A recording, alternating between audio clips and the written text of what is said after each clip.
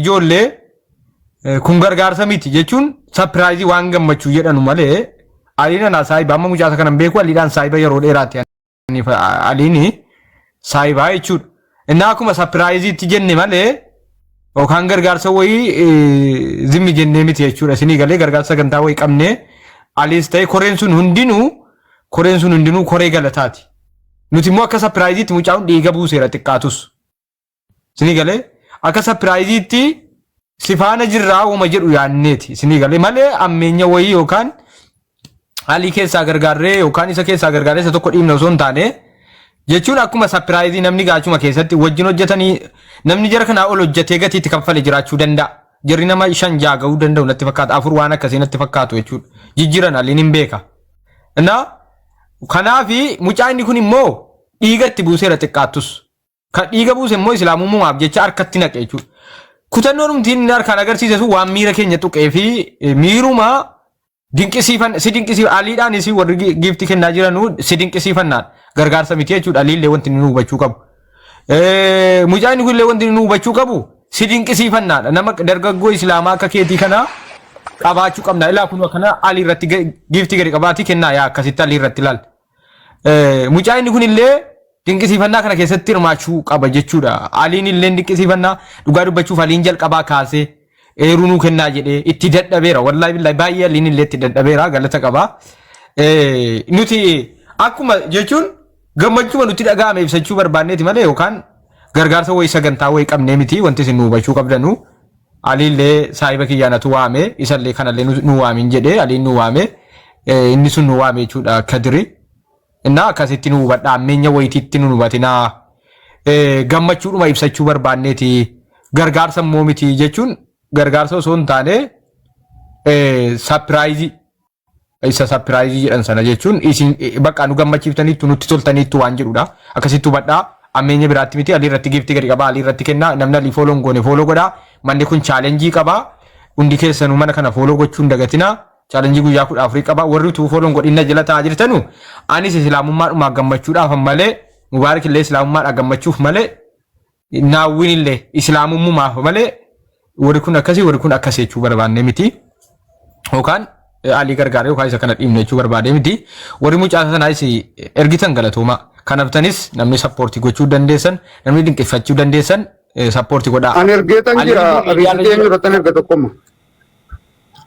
Ergin irratti rakkoon qabu. Eenyu akkaawuntii galchite meeqa galchite? 10,000 hin galche. Habibi. Abbaan caalee keessa abbaan caalee meeqa ga'eera? Abbaan caalee? Miyuutii reertu abbaan caalee? Okay. Risiitiin irratti ergi rakkoon hin jiru. Namoonni immoo akka walii galaatti aliifaa jajjabeessuu barbaadan aliin kun nama miidiyaati. Miidiyaa irra jira mul'atan miidiyaa irratti. Karaa keessoo amma tokko sappoortii gochuunis hin danda'ama isa. Maaliifis akkana jette yoo jettanii miidiyaa irratti illee mul'ata bakka hedduutti argina. Kennaa waan akka bilbilaafaa bittanii yoo ergitaniif isaa waan akkanaa ittiin barsiisu bitaa ergaa fi kennaa gurguddaa jechuudha. Waan akkasii sappoortii godha. Analiin saayiba kiyya isiniif miti kunoo hin beekanni jalqabaa kaasee naan gara miidiyaa kaatti fammasuu eegalu kan dura isaan walitti siqa jechuudha. Isaanin dura walitti siqee aliidhaan aliin baay'ee nama onnee qulqulluu qabudha baay'ee nama gaariidha islaamummaa qofayyuu kan islaamummaa qofa osoo hin taane namummaa dhumti aliyyuu wallaahi billaahi namni uqqataan sinuma namummaa qaba akka koo anan argitanuuma foon irra hin jiru aliin ammaa hojjaan na caala malee foon waliin caala hin jiru foon isarra foon hin jiru wanti foon jedhamee hin baqate jechuudha akkuma koo baqate garuu inni hojjaan na caala lama namni inni hojjaan na caala dhuguma foon hin qabu. Abdii si harkiseera. Inni foon hin qabu akkasittuu badhaa ammeenyatti komentii hedduun argaa ture. Akka ammeenyatti na fudhattan hin barbaadu. Ali akkas miti itti naa guutime waan hafe. Akkasuma. Ali. Akkasuma akkaati jette. Yaa. Abbaa caali meeqa ga'ee sin bira?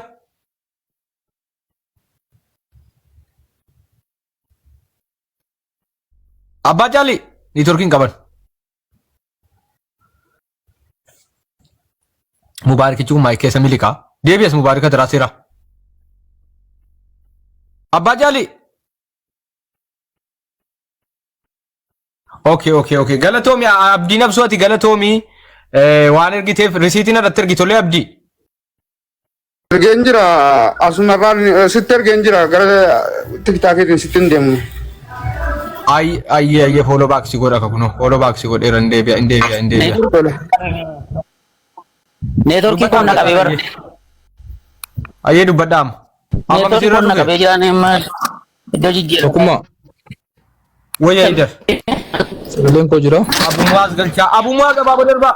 Abu Darba.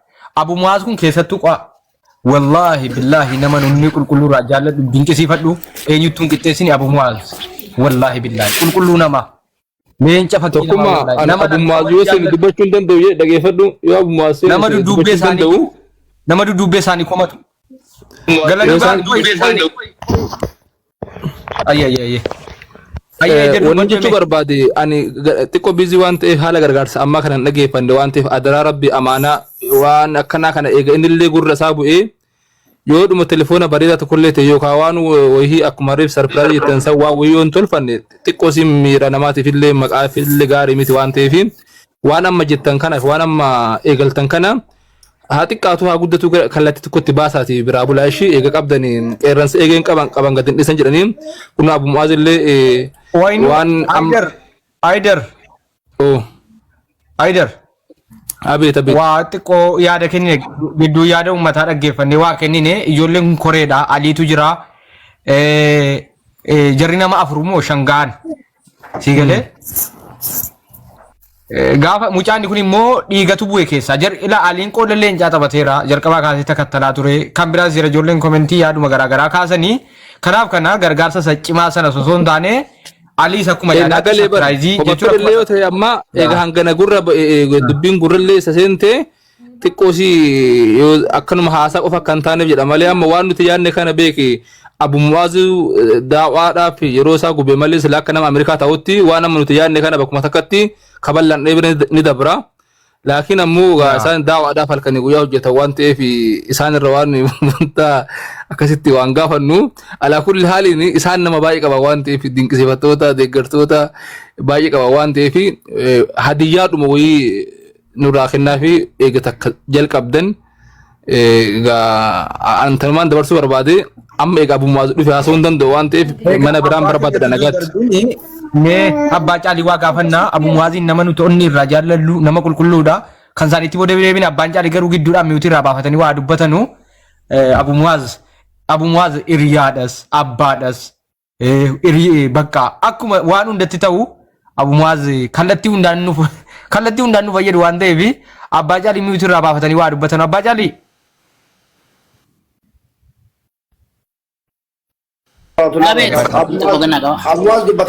Amara sagalee koo tokkummaa. Wanti isin irra galee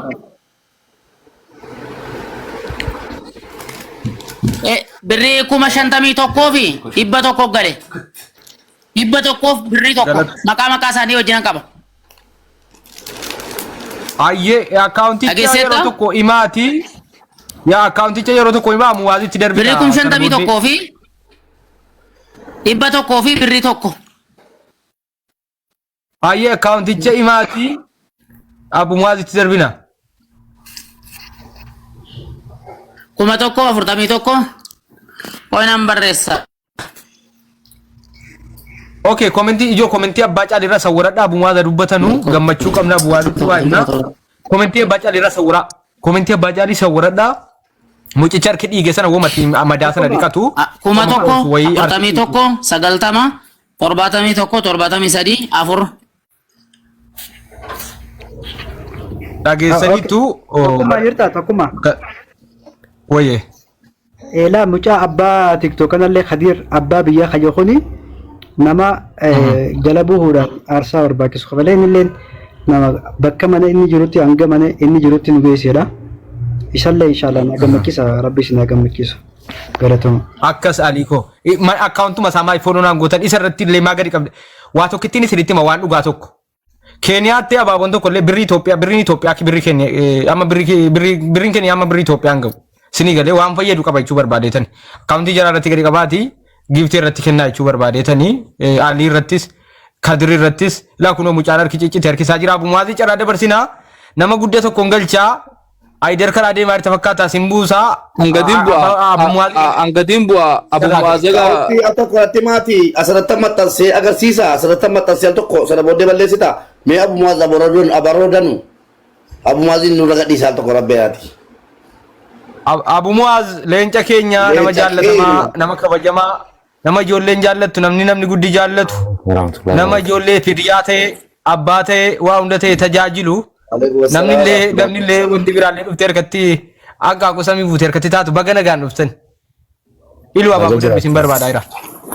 Ofiifuu laagaa waadna dhukkoo ifiifuu baga alii galatoomi tokkummaa galatoomi uummanni islaamaa qeeroo fi qarreen galatoomaa yaani maal jedhan andaaqoo yookaan lukkuun abbaan qabus numa iyyitii bineensi qabus numa iyyitii jedhanii mucaan akkasuma duraanuu lukkuun ati qabdus qoqqotaa qotumeetti yeeyyiin qabdus qoqqotaa qote gaafa ofiifuu tiktook irra taa'us numa iyya gaafa qeeroon islaamaa qabdees numa iyya kuni nuuf gartee alhamdulillah gartee biyya awurooppaa kan jiru malee biyya afrikaa tanarra biyya arabaa kan jiru abadan nagaan harkatu nuti waaqayyoon nu lolan jennu waaqayyoon haa lolu nutis ga'ee keenya baadhan waliigallee arra eega waaqayyoon lole maaf lolan eega waaqayyoon isaanii lole mucaa kanarraa miti gaafa na bira dhufu nagaan haasawaa ture nu bileen mamareettan kana bileen maali shilingii keenya takka deebi'e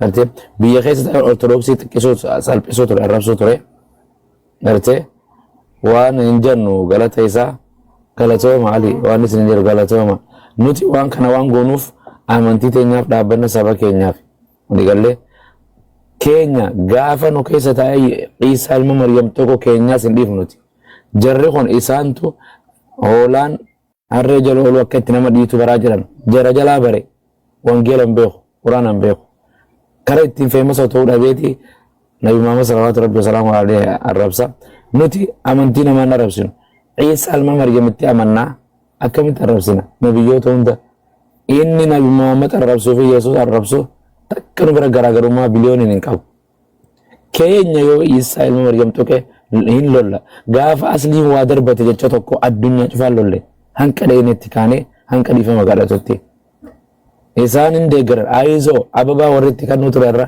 nama waaqayyoo warri jedhan san arreessa jiran gartee waan kana waliin sirreessuu qabna beeka amantiin sensitiive abbichuun Doonaald Tiraamp amantii idduun seenu waliigallee yoo akkanaan itti fuftan hin sirreetu sooshaal miidiyaan galatooma nuti kallattii hunda qabsoo beekna biyyaaf qabsaa'u amantii qabsaa'u oromoof qabsaa'u sabaaf qabsaa'u sooshaal miidiyaa irratti illee gargaarsaan qabsaa'u beekna hunda keessa jira hunda keessa afaan oromootiif illee qabsaa'u bineensaaf illee qabsaa'u waliigallee kana waan isin dhaadachuu nuti nama isaan nurraa dhorkuu dadhaban nuti firaa dhorkina ka meeqaa isaanii bakka hunda awurooppaa baasaa mucaa kana jedhan bar achitti arrabsuuf moo achi bar koominiitiin islaamaa nama jirti bar islaamni amaarri faranjiin arabni hullee aandinan tokko nuti bar tokko afaan keenya adda taatu malee nabi Muhammad irratti Allah irratti tokko bar waliigallee qabiyyaan baa keessa taa'eyyuus seerumaan si qabna nuti sin tuynu lubbuu isin hin baafnu seerri isin haa baasu malee ijoolleen isin qabdu way manatti hitanii ali mana hidhaa geessitanii bar mana seeraa manatti hin seera waraanaa qabe seeraa qabe poolisii booranaa bar biyyi tan oromooti bar keenyaan achin nama arrabsuu ture kara gartee awurooppaa baqachaa turan hedduun murtaddiin yaa darso warra garmanaa gamana ceetan abbaa fadhe haa ta'u bakka fadhe jiraadhu kanuma karaan keetti aanu seeruma data biyya keessatti illee maan jiran yoo isin kan islaama keessa jiraate Yesuus arrabsoo jiraate naafida anaatu kafallee birrii qabsiifna tokkummaadhaan qabsiifna hin qabsiifna Iisaa nama arrabsumoo nabi Muhammadiin garaagarummaan qaban abadan namni waaqa arrabsumoo garaagarummaan qabu waliigallee nuti ergama aadaa irratti hordofaa turre isaa lakkoofsa asirratti argee dawwalee fi akkasii isaan halkan gara isaa 5 kooyi akka inni achi hin baane goone namni eegaa ture isaa haadha isaati dubartoota ollaa sanii kan musliima ta'an guutumaan isaanii security godhee aliifa barbaadan maashaallah galtoome yoo abuya sirra jaalatin sirra sirra jaalatin nashukuru mama yake tu may Allah give a long life sasa amin say hi to your mom inshallah sawa Ahmed nama kana jol wakati niko ni young generation kana kesati watu wanacheza mpira wanacheza game hivi but for the cause of deen ay japata kama mtu inshallah sio leo kesho naongea siwezi kuongea sahi so inshallah tunaongea kwa simu na simu yake inshallah telefone bilbila safrada ama fosmara sindisa na rukuba khaisini vivoi odi khaisa jira malle alla bundendo esengala tafana thank you wama asante but ama masginal isininja na bomba isinis galatoma wani sininja chu barbada aye namkana na mataban sana warra gota ko jabadu lencha ko jedhaadhu tuturan gasir tulbaani miliyooni ni gota jabarbada gota sanyi lencha ati gota keenya jechaa turan sana maal jettan ergaa qabdu warra sana warra gasir taani akka sanatti gota ko jedhaa turan gota biyyin raftii jedhani beektaa jaamaan ol darbaa yetti Oromoon ol darba osoo isaan rafanii kunoo darbine maaf jennaan waaqayyoon inni Israa'eliin eeguun rafuu jedhan rafaa jira iraantumaa jira waaqayyoon gartee eenyuun eegu biliyooniin eegu rafaa jira Alii fi Ahmad kunoo bilisa kan Kadir mana gartee waaqayyoon inni kasara bakka geessan waaqayyoon arafu irrafnu nuti waaqni keenya sarrafu nulleen irrafnu hin hojjenna gartee kanaaf nuti Oromoo Kiristaanaan wali buufin isarraa rakkina qabna only mucaa kana calla malee Oromoo Kiristaana takkaan nagaa wali qabna biyya wali qabna saba wali qabna afaan wali qabna aadaan wali qabna amantii callaatti qabna nama kan nurraa qabachuu dadhabanii barsiisaa jaldeessaa barataa jaldeessaa akkanuma goona inni faransiisaa jechaa arrabsu gaafa biyya dhufe irraa kafal waligalle keenyaas yoo akkana isin godhe seerarra dhiyeeffadha qaabaa dhiyeeffadha waligalle amriin tokkuma taraniin galchuu bareesaa jiru dubbadhaan sin jiru okay abde sin deebisaa abde okay ijoolleen immoo mucaa harki dhiige kana waan harkaan dhiqatu wayi harka isaa dhaqee dhiqamuu barbaada akkaawuntii abbaa caalii ammaarra galchaa fi birrii 50 qofa kan gale 50 maal fi eenyu faraaniin ustaaz faraaniin galchaa guys monitorri nu gargaara mubee nu gargaare me eenyu tubu'e kan biraa abumaatiin bu'inaasi nu fayyadanii warri jirtan follow na godha hin baasinirraa follow na godha follow godha kana sun keessa follow godha mee galchaa ka kuma dhibba sadii galee jira please monitorri nu gargaara ustaaz emere kuta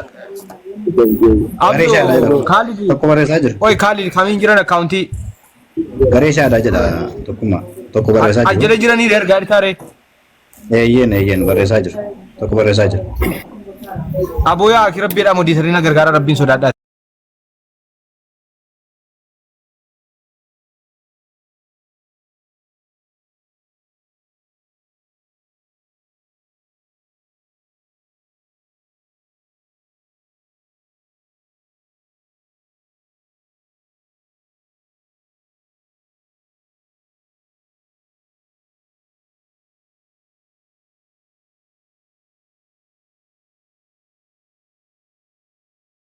Kesano. Amin amin walumaa baga gammanne sinillee baga gammaddan. Alhamdulillah inshallah. Waan baay'ee gaayoona dubbatanii sana jala taa'ee dhaggeeffanne. Ergaan magabaabni dabarsee dheeseene. Yoona eeyyamamaa ta'e jechuudha. Kan keessan manneen eeyyamamaa qofaa iyyuu fudhaaman ittumayyuu. Ayyee jazakumullahu khairan. Sagalee sin jeeqaara laata? Laa bareeduma jirtan. Ayyee ishee. Ergaan kun kan darbu obboleewwan keenya musliimaaf kan kiristaanaa hundumaatiif. Egaa nuti wanni hojjennu amantaa lamaan irratti wanni nuti hojjennu amantaa lamaan irratti gaafa hojjennu garuu hunduu wal kabajee waan amantaa keessa jiru waan dhugaa of bira jiru namaa kennuudhaaf karaa dhugaa namatti agarsiisuudhaaf ragaa qabatamaadhaan arraba malee daangaan darbuun maleetti waa namatti mufachiisnu malee nama arrabsuudhaaf hin miti. Namni nama arrabsuudhaaf suufii qabu yoo jiraate goodaa keessa deemuu danda'a. Atoobistaraan ni jira, markaatoon ni jira, bakki biraallee hedduutu jira jechuudha bakki itti nama arrabsan. Asirratti garuu amantaa fakkeessanii amantaa kiristaanaa ta'e musliima fakkeessanii namoota walitti naquudhaaf silaa uummanni keenya siyaasaa wal dadhabe ammoo amantaan sensitiivii waan ta'eef inni kaan ittiin gara biyya alaa dhaquuf jecha inni kaan birrii argachuuf jecha dhufanii amantaa namaa nabiyyi namaa yookaan immoo waan namni itti amanu arrabsanii nuti amantaadhaaf dubbanna jechuun tasuma fafadha. Fudhatama illee hin qabu ni barattu. Kana sirriitti nu dhagaa. Abbaa fedhe haa ta'u. Musliimni fedhe dhufee masqalee ofirratti rarraasee kun immoo kadhaa kun maaloodha jedhee yoo dhufee arrabse nuti fudhatama hin qabu nu biratti. Kan dura waan kana bira dhaabbatu nu musliimoota. Kiristaanni dubbachuun barbaachisu. Garuu wanni amma argu karaa gama kiristaanaati namni gaafa amantii islaamaa arrabsuu fi gaafa nabiyyi Allah dhufee arrabsu harka rukutuu fi malee dhiisii dhaabbadhume wanni kun sirrii miti namni jedhu takkaan arginu gara keessaati. Ammoo gaafa inni rakkina wayitti seene gaafa inni seeratti dhiyaate hundumtuu achuma taa'ee ilaalu malee wanni waa namaa godhu tokko hin jiru. Wanni nama baasu gaafsan afaan dubbatte waan ati haasofte qofa. Saniifu ijoolleen kiristaanaa hundumtuu waan kana irratti of eeggannoo guddaa akka gootan isinii jechuudha barbaada. Of eeggannoo guddaadhaa godha. Mee inshallah tokkicha dhiifama naa godhaati sitti deebi'a. Rifeensa wayii murataa jira gara afaanii roona dhufe namichatu dhiifama akkatti dubbadhu dhabe. Hayyee Kaalidiif carraa kennina sirreeffadha. Kaalid saahiba kiyya ustaaz waan jedhes badaanatti mufatan fakkaatu. Kaalidiif aliin saahiba. Kaalid. Salaamu alaikum warahmatullahi wabarakatuh. Wa alaikum assalam warahmatullah. Ayyee galatooma barakallahu fiikum. Maashaallah waa iddoon dubbatamee jira. Xumurtanii jirtan nu gammachiisanii illee jirtanii an baay'een dubbadhu. Tokkoffaa irratti rabbii keenya galanni haa ga'u. Alhamdulillah rabbil alamin kan nama gargaaru rabbuma. Diinii rabbii kabachiisuudhaaf yeroo namni tattaafatee ka'u gargaaraan rabbuma. Alhamdulillah jenna. Itti aansuun immoo ijoollee warra Naayiroobii jiran aliidhaan dursee wallahi galatooma hundi keessan. Maaliif jennaan fakkeenya taatanii biyyoonni biraallee isinirraa fakkeenya fudhachuu qabu namoonni biraa jechuudha. Maaliif jennaan yoo isin amantaa keessan bira dhaabbattanii amantaa keessan kabachiistan namni biraallee isinirraa fakkeenya fudhatee bor baalagee kanaa seeratti dhiyeessa jechuudha. Nuti yeroo hedduu kan dubbannu namoota akkanaa amantaa arrabsan kana ragaa jira waan ta'eef ragaa jarri ittiin arrabsantu jira waan ta'eef seera mootummaa cabsan waan ta'eef seeratti dhiheessaa himadhaa jenna malee harkaan qabaa rukutaan jennu seerri illee hin eeyyamu waan ta'eef yeroo kamiyyuu kanadha. Kun immoo waan salphaadha.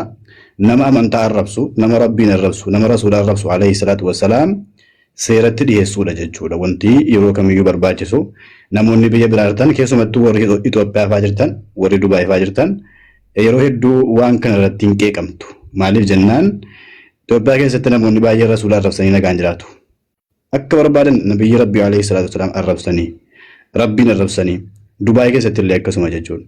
Warri kun fakkeenya irraa fudhaa kan jedhudha dhaamsi kan koo. Inni biraa immoo namoonni sagantaa kana qopheessitan tokkummaa irraa kaasee akkasumas immoo warri sappoortii gootan giiftiidhaan waan garaagaraatiin jazaan keessan jannataa ta'u nu gammachiistan wallahi nu boonsitan hedduu isinirraa gammanne mubaarakii jalqabee naawwiidhaa jalqabee hundi keessan warri waan kana sappoortii gootanii alii gammachiistan akkasumas immoo obboleessa keenya harkisaa waan miidhame kanallee warri gammachiistan rabbiin qabeenya keessan keessa barakaa haa kaa'u waan isin qabdan dachaa godhee rabbiin isiniif haa kaffalu waan guddaa dalagdan ijoollee kana gargaartan osoo hin taane